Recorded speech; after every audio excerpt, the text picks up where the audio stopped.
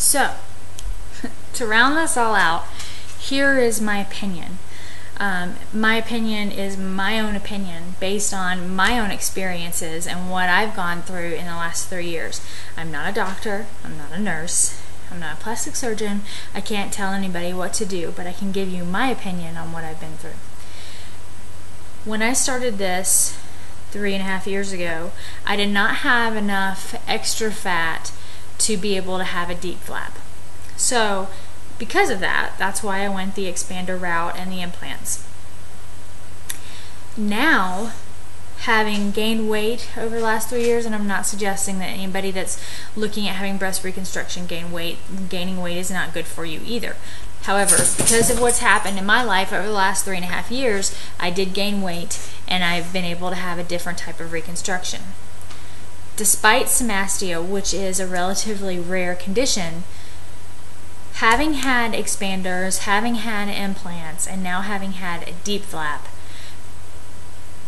I am so happy that I have a deep flap now and that I did not try to have implants again. The reason is because it was not comfortable, not ever. I was never fully comfortable all day, every day.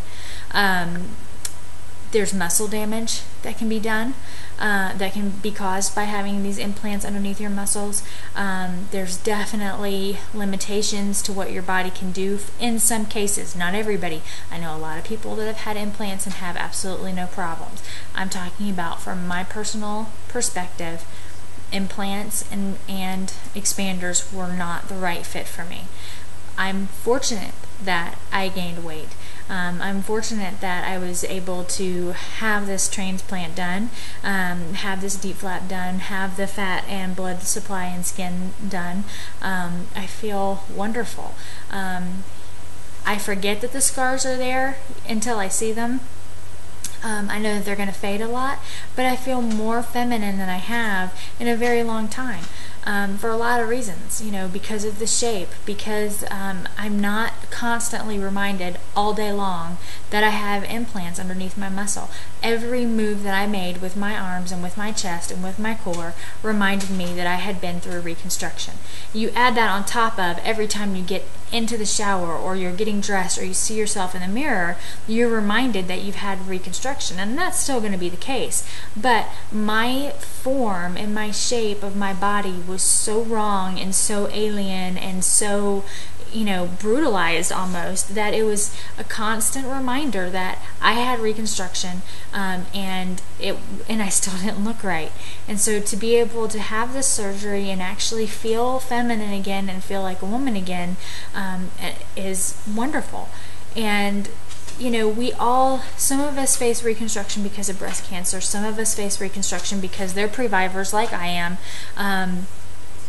It's something that you really have to think about. I went into reconstruction not knowing what all the risks were. I didn't know what alloderm was made of. I didn't know that there was a possibility that I would lose the ability to do many of the things that I love. And part of that is denial. You think it will never happen to you.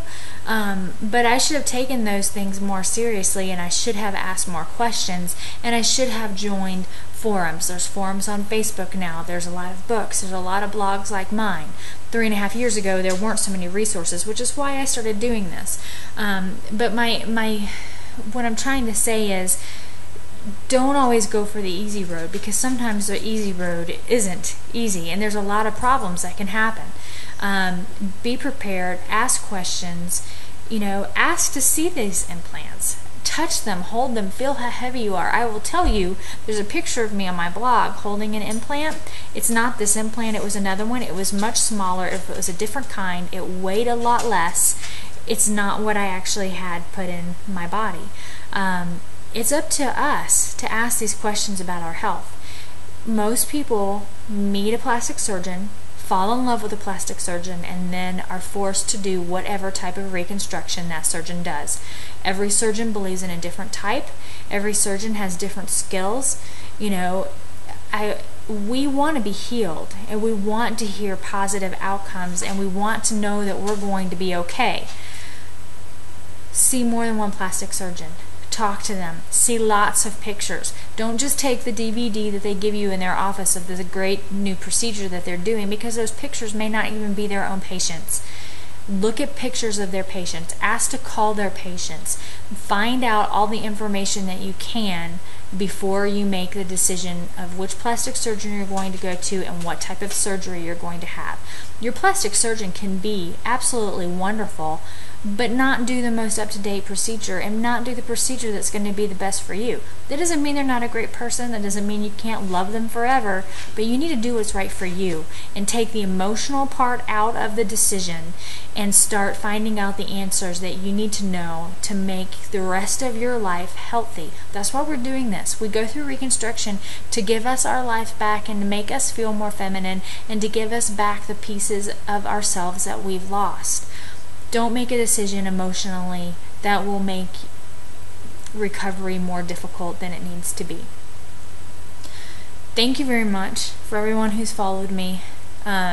Just recently I saw somebody share one of my blog posts, and on her comment in Facebook she said that she had followed me for years, and things like that just really make a huge difference for me. I started this video blog and my blog because I was living in an area where I didn't know very many people, and I was going through something very scary, and I was looking to have somebody to talk to, and hoping to find somebody out there that could help me as much as I could help them. And there have been so many people that I have met online just because of this experience, and it's changed my life for the better. If you are going through Reconstruction or have gone through Reconstruction or have just been diagnosed with a BRCA mutation or with breast cancer, please contact me. If you friend me on Facebook, let me know why you're sending it, that you found that you're coming from Courage is My Strength, so that I know who to send you to and who to contact you with. But there's a whole world out there of beautiful women that want to help, and we're a sisterhood of sorts, and we're all here. You can't make it through this life alone. There's not one of us that can make it through this life alone. So let me help you and you help me, and we can all get better together. But thanks for everything. Thanks for being there for me, and I can't wait to give you the next update after June. Take care. Oh hey, did you see my shirt? If you like it, you can find one at www.newdaynewsmile.com.